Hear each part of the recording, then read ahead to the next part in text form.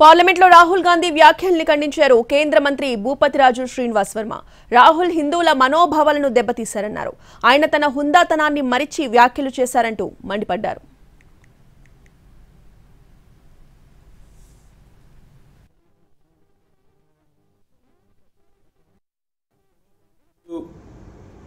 రాహుల్ గాంధీ లోక్సభలో హిందూ సమాజం పట్ల ఆయన చేసినటువంటి వ్యాఖ్యలు ఏవైతే ఉన్నాయో తీవ్రంగా ఈ దేశంలో హిందువుల యొక్క మనోభావాల్ని దెబ్బతీశాయనేటువంటి విషయంగా మేము భావిస్తూ ఉన్నాం. ఇది దేశంలో ఉన్నటువంటి యావత్ హిందూ జాతిని కూడా అవమానించడంగా మేమైతే భావిస్తూ ఉన్నాం.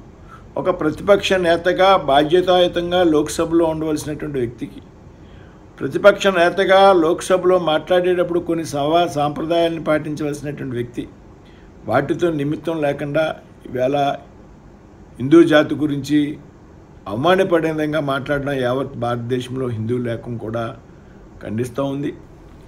కాబట్టి ఈవేళ దేశంలో ఉన్నటువంటి హిందువులందరికీ కూడా రాహుల్ గాంధీ బహిరంగంగా క్షమాపణ